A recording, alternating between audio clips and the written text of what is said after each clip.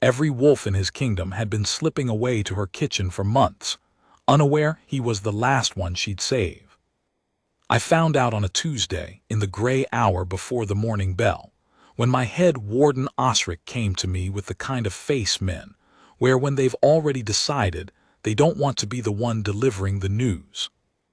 "The wolf dens," he said, and nothing else for a moment. He stood at the door of my chamber with his hands folded and his eyes somewhere near the window. Osric had been head warden of Caldenmore for 19 of my 20 years on the throne. He didn't fold his hands unless what he had to say was going to cost someone something. "Tell me," I said. "Someone has been entering the lower dens after the midnight bell. Every night for the past, we believe, 4 months. The guard wolves have been moved, fed it looks like. Some of them have been treated. Poultices on 2 of the younger ones who took injuries in the autumn patrol. Clean wrappings." He paused. "There are also the wolves have been sleeping well, deeply. The warden on rotation says he's never seen Aldrich sleep that long in a single stretch." Aldrich, my own bond wolf. The great gray wolf who had not chosen to lie down near any person, not even me on my better days in the better part of a decade. "Who?" I said. "We believe it's one of the kitchen women, a young woman, unranked." He cleared his throat. "Her name is Calla, daughter of the Omega Marin, who, you'll recall, died in the fever year under some degree of dishonor." I recalled. Marin had been accused of taking provisions meant for the Pack's winter stores and distributing them to the unmated Omegas in the outer settlement. An unauthorized act, a violation of Pack order. She had been stripped of her kitchen posting and died 2 winters later of a cough that the Pack healers officially had no obligation to treat. I had not given that order. I had not rescinded it either. "And the daughter," I said, "she has no rank." "None. She was permitted to remain in the kitchens as a condition of good behavior is the phrase on the record. She serves the grain stores, counts inventory, sleeps below the dry goods in a room that barely qualifies as one." Osric unfolded his hands. "She has no business in the dens. She has no business touching the guard wolves." She had explicit. "I know what the order says, Osric, I wrote it." He nodded. "When does she go to them next?" "Past midnight by habit, the 2nd or 3rd bell." I told him to say nothing to anyone. I told him I would handle it myself. He did not argue. He did fold his hands again as he turned to leave, which I took to mean that whatever he thought about what I was about to do, he had already made his peace with not saying it. I went to the lower dens at the 2nd bell. Caldenmore was built on a ridge of dark granite, its outer wall running along the edge of a drop that in winter became a wall of ice. The lower dens were below the main keep, dug into the rock itself, warm in the deep cold, smelling of wolf and old pine, and the particular dry stone scent that had meant safety to me since I was a boy following my father through those same passages. I had spent more of my boyhood in the dens than in any hall. I knew every wolf who had ever slept there by name, by temperament, by the way they chose to greet me in the morning when the bond was easy and the kingdom was, briefly, quiet. I went alone, no torchbearer. I knew the passage well enough to walk it dark, and I wanted to hear what was in the room before I opened the door. What I heard was nothing. Silence of the particular, deep kind that means everyone in a room is asleep. The door to the lower den was unlatched. I pushed it open. The hearthstone, a wide flat slab of red granite set into the den's east wall, was banked low, the kind of fire that is meant to last the night without tending. Its light was amber and steady, and by its light I could count, if I chose to, 17 of my guard wolves in various states of very complete sleep. They were not scattered. They were arranged, or had arranged themselves around the hearthstone in overlapping circles, the smaller wolves at the center and the heavy-shouldered adults at the rim. Someone had laid clean straw. Someone had filled the water basin and left it near the heat so it wouldn't ice in the stone-cold air that crept in from the outer passage. Two of the younger wolves, Bran and the wolf I called Soot, who had taken shallow cuts on the autumn patrol, had clean wrappings on their left haunches, changed recently, the linen pale and dry. And at the far end of the hearthstone, cross-legged on the floor with her back against the stone and a small clay lamp burning on the ledge above her, sat a young woman with a small book open in her lap. She was not reading it at that moment. She was looking at me. She had not startled. She had not scrambled to her feet. She sat with the particular stillness of a person who had known, somewhere in the back of their mind, that this moment was coming and had already decided how she would meet it. I looked at her for a long moment. She was perhaps 23 or 24. Dark hair pulled back simply, a plain woolen dress that had been mended more than once, hands that were reddened from the kitchen work and the cold. She was not what I had expected, though I could not have said precisely what I had expected. Someone frightened, perhaps. Someone who would start explaining before I had a chance to ask. Instead, she closed the book carefully, marking the page, set it aside, and said, "I'll come quietly." "You'll come," I said. "When I say come, right now you'll tell me how long this has been." She held my gaze, no flinching. "Since early autumn, a little before the frost, so 4 months approximately." "Every night?" "Most nights I miss perhaps 10. "You had the order." "Every wolf keeper and every kitchen worker in Caldenmore received the order 4 years ago. No unranked pack member enters the dens without a warden escort. No unranked pack member administers treatment to the guard wolves without a healer's sanction." I kept my voice level. It wasn't difficult. I had been leveling my voice in difficult rooms for 20 years. "You understood that order?" "Yes," she said. "Then explain to me what I'm looking at." She thought about it, not in a way that suggested she was searching for an excuse, more as if she was deciding how much truth I actually wanted and whether I was prepared to hear it. A small calculation in gray eyes. Whatever she decided, it landed on honesty. "Bran took that cut in the first week of October," she said. "He limped it back from the patrol and the warden on rotation logged it as minor. It wasn't minor. The cold does something to wolf injuries that it doesn't do to ours. The flesh at the edge of the wound contracts before the inside has sealed, and if no one watches it in the first week it can go bad very quickly." She paused. "Bran is 3 years old. He'd only been on patrol twice." I said nothing. The healers signed off that he'd been seen. I don't know what they saw because by the following week he was running a low fever and trying not to show it. I was in the grain passage outside the den when I heard him. The sound a wolf makes when it's in pain and trying not to. She stopped. Started again, quietly. "I know that sound." Something shifted in the room, not in her, in me. I did not look at Aldrich. I already knew he was there, somewhere in the middle of that hearthside circle. I had felt him the moment I stepped through the door, the pull of the bond, muffled by sleep, like a bell heard through deep water. I did not look at him because looking at him would mean acknowledging that my bond wolf, who had not chosen to rest near anyone in 10 years, was sleeping with his head on his paws in a room warmed by this woman. "You treated a guard wolf without sanction," I said. "I did. And then continued to do so for 4 months. "Yes. Because—" She looked at me steadily. "Because Soot got sick in November, and then Wren. And then the fever started moving through the younger ones in a way that I recognized, the same pattern it took through the outer settlement the year my mother died. It moves slowly at first, and by the time anyone official notices it, it's already in the whole den." She paused. "I had the remedy. I had my mother's remedy, which the pack healers never asked her to record because she was an Omega and her knowledge wasn't considered worth keeping." The fire shifted and cracked. One of the sleeping wolves made a low, dreaming sound.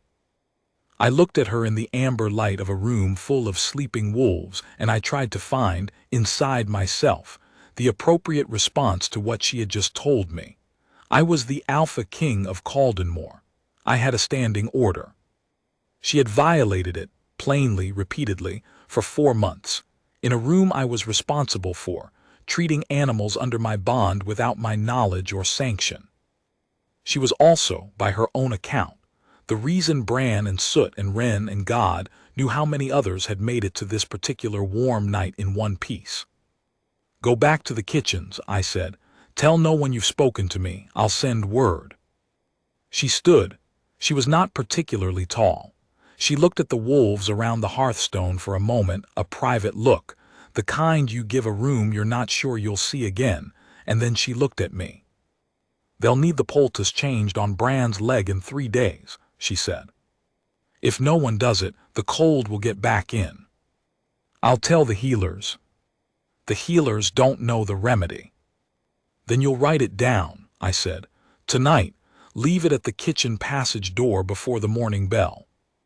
Something moved across her face, not relief exactly, something quieter than that. She nodded once, took up her clay lamp and walked past me through the door.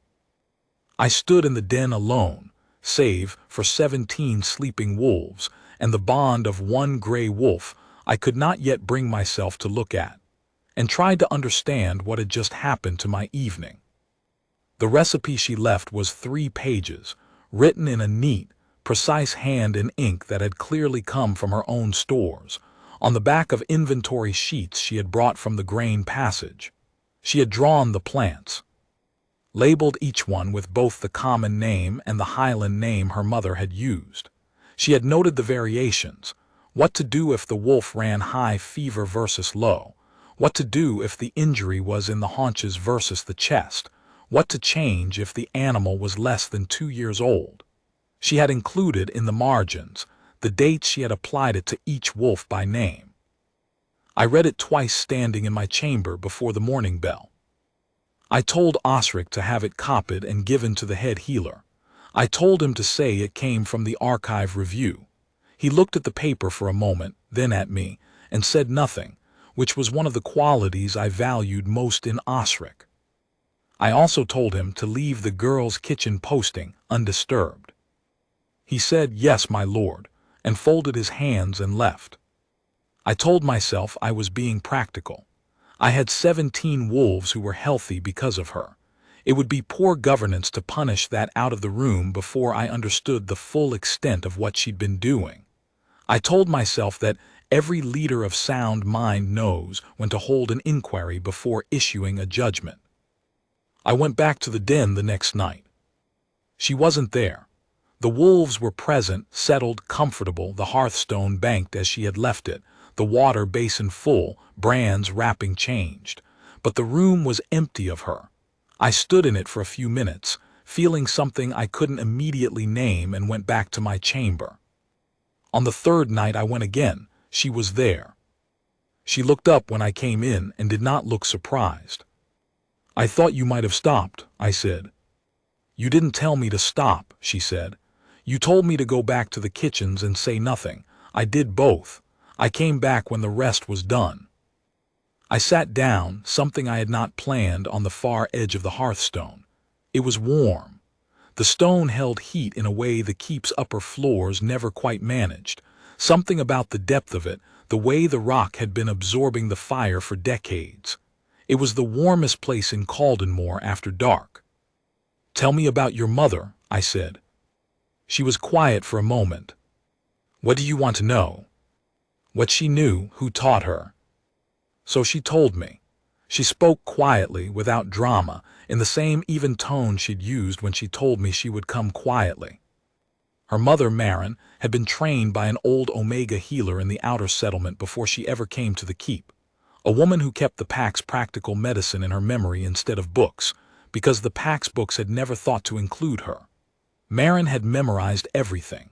She had treated the guard wolves in secret then too, because the pack healers charged a tithe for treatment, and the outer settlement could not always meet it, and the wolves of the outer settlement were, officially, lower priority. She had been accused of taking provisions not because she had stolen, but because she had bartered, exchanged a portion of the kitchen stores she had legitimate access to for the herbs and materials she needed for treatment, without getting the trade sanctioned. A technicality.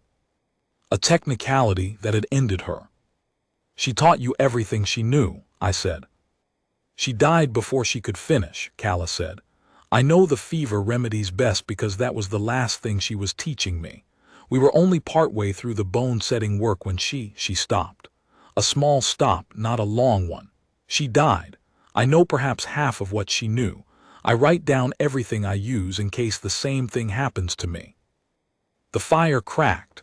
Aldrich stirred and I watched him for the first time all week properly. The great gray wolf was on his side between two of the younger wolves, his breathing deep and slow. He had one massive paw extended, just touching the hem of Calla's dress. He had not moved it away. He chose to rest near you, I said. I had not meant to say it aloud. She looked down at him. Her expression was the one I had been watching all week without quite understanding, a kind of gentle, careful tenderness, the way you look at something you know you cannot keep. He found his way down here about 6 weeks ago, she said. I didn't invite him specifically. He just came in one night and didn't leave. I didn't think it was my place to send him away. No, I said, it wasn't. I stayed until the 3rd bell. I do not know what we spoke about after that, or rather, I know exactly what we spoke about, every word of it, but it is not the kind of conversation that lends itself to summary. I asked about the outer settlement. She told me things I had not known and should have. I asked about the other wolves, the older ones, and she described each of their temperaments with an accuracy that would have made Osric raise his eyebrows. At some point she made tea in a clay pot she apparently kept tucked behind the water basin, and I drank it without commenting on the fact that this was the best cup of anything I had been handed in my own kingdom in longer than I cared to admit. When I left, I told her I would send word, again. She said again that she would be here. I came back every night for 3 weeks. I told myself each time it was because I was building a complete picture. That's the kind of thing a king tells himself when he doesn't want to look squarely at what he's actually doing. I was a man who had ruled alone for 20 years, who had spent those 20 years in the belief that proper order was its own warmth, that a kingdom run correctly did not leave gaps that needed to be filled by women in grain rooms with their mothers' recipes written on inventory sheets. I had been wrong. I was working out the full dimensions of how wrong, and that was going to take some time. That was what I told myself. What was actually happening was this. Every night I went to the lower den, and every night Calla was there with the wolves, and every night I found that I had stayed later than I intended, and left with the specific feeling of a man who has been given something he did not budget for, and has not yet decided what to do about it. She was not what the world of Caldenmore had agreed to see when it looked at her. Caldenmore looked at her and saw the Omega's daughter, the unranked girl in the grain room, the quiet one who made no trouble because she had nothing to make trouble with. What I was seeing, in the amber firelight of the lower den at the 2nd and 3rd, and sometimes the 4th bell, was a woman of considerable intelligence and considerable will, who had chosen to spend both entirely in the service of a kingdom that had not thought to acknowledge she existed. She knew things, not soft things, the remedies were only the surface. She knew which of the outer settlement paths were beginning to erode and had been for 2 winters. She knew that the pack had lost 3 mated pairs in the last year to the travel illness, because the route between Caldenmore and the lowland settlements had a crossing that flooded in the thaw, and the crossing hadn't been repaired because it fell in a zone officially logged as the outer settlement's maintenance. And the outer settlement had neither the material nor the authority to requisition repairs. She knew the names of every wolf currently in the den, their ages, their patrol histories, which of them got along easily and which needed to be settled apart from one another in the cold months. She said all of this the same way she said everything, quiet, direct, no performance, no appeal. She was not telling me so that I would do something about it. She had simply stopped censoring herself around the 3rd or 4th night, and this was what came out when she spoke without censoring. A complete picture of a kingdom that had been maintained, in several significant respects, by people whose names did not appear in any official record. Aldrich stopped pretending to be asleep when I arrived around the second week. He would lift his head, look at me with the particular wolf look that communicated a great deal without any of it being translatable, and then lay his head back down in the exact position it had been in, usually with his chin on Calla's knee, or near it. The bond between us was old and deep, and had been, for a long time, the primary warmth in my life. I recognized what the bond felt like when it approved of something. I had simply never felt it approve this strongly before. I was aware, through all of this, that I was not handling the formal matter. There was still a violation. There was still a standing order. I had told Osric to hold. Osric had held. But Osric was not a man who held indefinitely without some form of resolution, and I knew that eventually the patience I was borrowing would run out. It ran out on a Thursday. Osric came to me in the early afternoon with the expression that had preceded bad news so many times in 20 years that I sometimes wondered if Osric manufactured bad news simply to have an occasion for the expression. He set a paper on my council table. "Head Warden Devon has filed a formal complaint," he said, "against the kitchen servant Calla, daughter of Marin. He found her in the den 2 nights ago. He was conducting a midnight inspection he didn't log in advance, apparently expecting to catch what you already know. He is formally requesting that the violation of the Wolf Den access order be addressed, that she be stripped of her kitchen rank and resettled to the outer settlement." I looked at the paper. "He filed it formally," I said, "to me." "He filed it formally. He's within his right. It's the standing order." Osric paused. "There are 3 other wardens who have co-signed the request. They feel the precedent is," he cleared his throat. "The word they used is dangerous." I understood what they were afraid of. An unranked Omega woman, operating without sanction, treating the Alpha King's bond wolves in secret for 4 months, and apparently being permitted to continue. From a distance, without any of the context I now had, it looked like a fundamental breach of pack order. And pack order was, in the minds of those 4 wardens, the wall that kept Caldenmore standing. They were not wrong about the importance of order. They were wrong about what had been keeping that particular wall standing. "Tell Devon I'll address it this evening," I said. I went to the lower den at the first bell, earlier than I'd gone before. I wanted to be there before the wolves fully settled.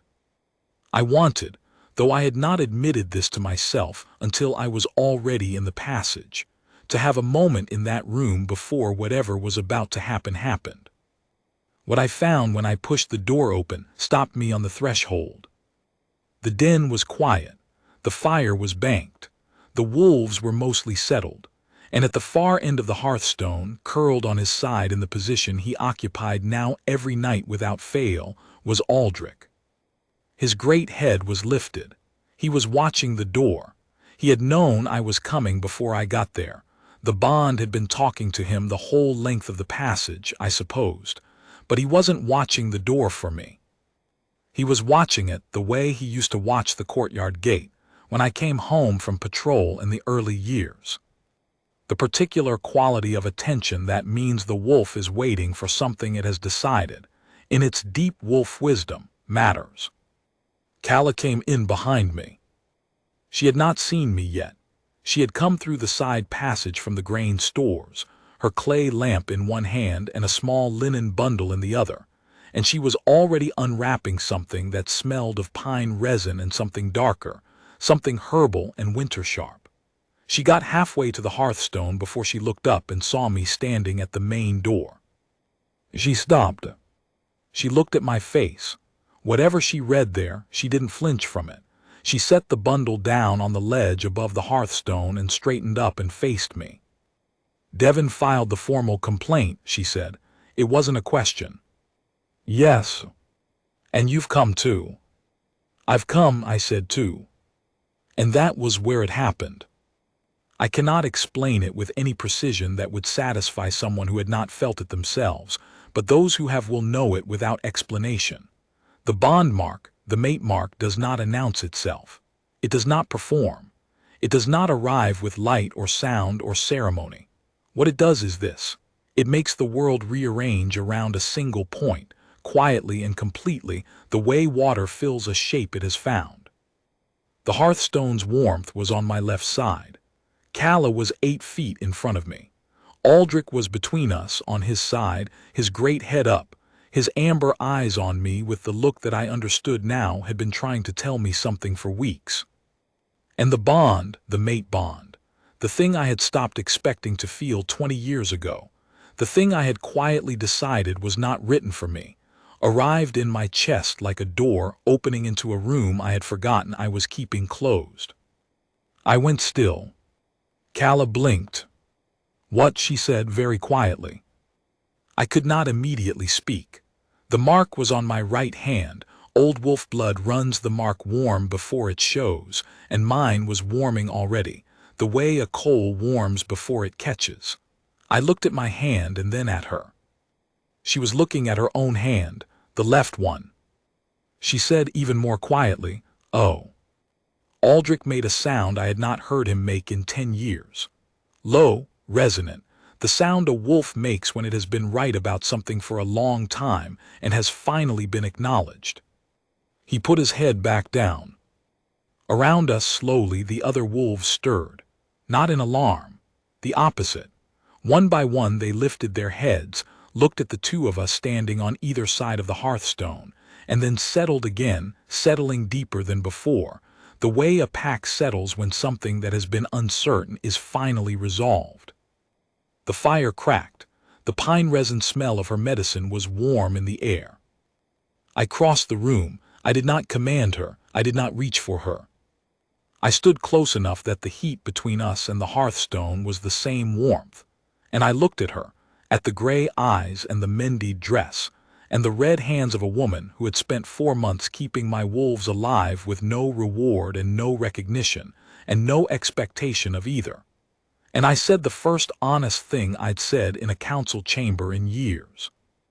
"I came here to address a violation," I said. "I know," she said. "I'm finding it difficult." "Yes," she said, "I can see that." A long moment. "Tell me," I said, "what you would have done. If I had come here and there had been no—" I stopped, tried again. "If I had simply come to send you away." She thought about it. In the way she thought about everything, without hurry, without performance, just a woman working out the honest answer. "I would have gone," she said. "I would have written everything down first, every remedy, every wolf by name, their history, what they need through the winter. I would have left it at the kitchen passage door the same way I left the first recipe." A small pause. "And then I would have gone. Without asking me to reconsider. You had the order. I violated it. It wasn't my place to ask you to rewrite the order on my behalf." "It might have been," I said. "Your mother's place, your place, someone's place." She held my gaze. "And if I had asked and you had said no?" I had no answer for that, because the honest answer was that 4 weeks ago I might well have said no.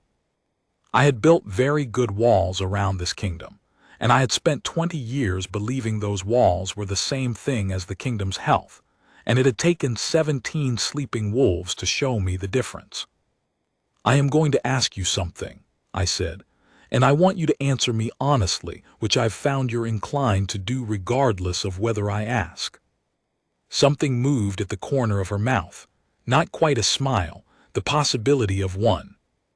"I am going to ask you to stay," I said. "Not in the grain room, not below the dry goods in a room that barely qualifies as one. I am going to ask you to accept a formal posting, healer-keeper of the wolf den, with rank and the authority that rank carries, and the resources to do what you've been doing with nothing for 4 months. I paused. "And I am going to ask you to let me sit with you by this hearthstone tonight, because I've been doing that for 3 weeks, and I find I am no longer willing to pretend I'm here for the inquiry." Calla was quiet for a long moment. The wolves breathed. The fire burned. Aldrich's tail moved once, a single slow sweep, and was still. The formal posting, she said carefully, or the hearthstone? Both, I said, if you'll have them. Another pause. She turned her head and looked at Aldrich, at his great gray side rising and falling, at the amber eyes that were watching us both with the absolute patience of an animal who has been trying to make this happen for 6 weeks and has simply been waiting for the slow humans to catch up. She looked back at me. Yes to both, she said. I removed my council cloak that night and put it over her shoulders, not in any ceremony, not before any court. In the lower den of Caldenmore, by a banked hearthstone, with 17 wolves as the only witnesses, 18 if you counted Aldrich, which I did. The cloak was too large for her. She made no comment about that.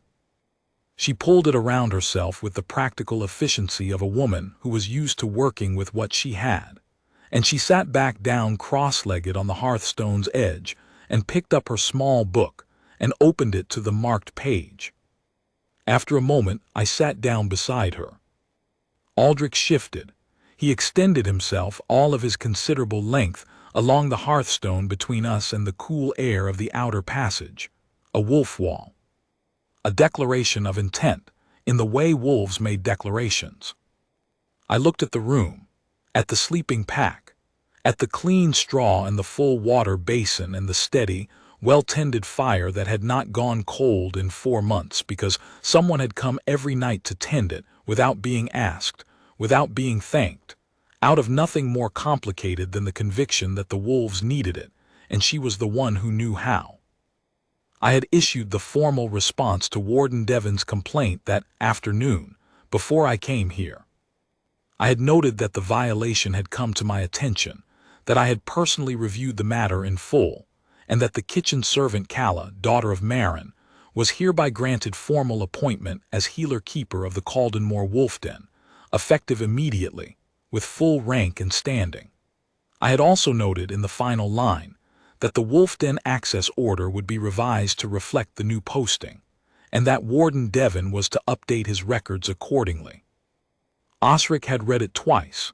He had said, "Yes, my lord," and then, after a pause that lasted just long enough to contain everything he wasn't going to say, "I think your father would have done the same thing eventually." It was the closest thing to a compliment Osric had offered me in 20 years. Calla had not read the formal response. I would tell her about it in time. Tonight there was the fire and the wolves and the particular, irreplaceable quiet of a room where every creature present had already decided it was safe to rest. She turned a page. Her handwriting filled the margins. "What are you reading?" I asked. "My mother's notes," she said. "The bone-setting work, the part she didn't finish teaching me." A pause. "I've been trying to work out the rest from context." "And have you?" "Mostly," she said. "There are 2 or 3 places where I'm not certain." She tilted the book slightly, showing me a page of dense, small script with 3 question marks in the margins in a different ink. "I think this one means this, but I'd want to test it on something small first before I used it on a wolf." I looked at the page. I could not read her mother's hand at that distance in that light, but I looked anyway at the question marks, at the margins filled with her careful additions. "In the spring," I said, "I want you to teach what you know to 2 of the younger healers, everything your mother taught you, everything you've worked out yourself, all of it written down properly in the archive." I paused, "with your name on it, and hers." She was very still for a moment. "Marin, daughter of," she stopped. She'd have wanted her mother's name on it too, the woman who taught her. "Then all 3 of you," I said. She looked at the fire. I watched her face in the amber light, the careful composure of someone who had learned, early and completely, not to want things she couldn't protect herself from losing, and I saw the moment it shifted. Not dramatically. Just a small, quiet opening, the way a door opens into a warm room. "All right," she said. Aldrich made a sound. Low, pleased, the sound a bondwolf makes when 2 people have finally finished saying something he has been waiting on for a very long time. He closed his eyes. The wolves slept, the fire burned. And the Alpha King of Caldenmore sat on the hearthstone he had not warmed himself at since his father's time, beside a woman whose name had not appeared in any official record of this kingdom, and understood, with the full, irreversible clarity of a man who has just seen what he almost let walk out his door, exactly what kind of thing this was. Not a ceremony, not a claiming before any court or pack or great hall. Just this, a woman who had given her best work to a kingdom that had not thought to notice, finally noticing, and a man who had spent 20 years mistaking order for warmth, finally sitting close enough to the real thing to tell the difference. Outside, Caldenmore settled into the deep cold of a winter night. The outer wall held. The wolves slept deeply. The hearthstone kept its warmth. She turned another page. In the margin, in her own neat hand, she had written the name of the remedy and the date she'd first used it, and below that, in smaller letters, "Works, repeat in spring." I didn't say anything else that night. I didn't need to. Some things, when they're finally right, don't need to be announced. They just need to be kept.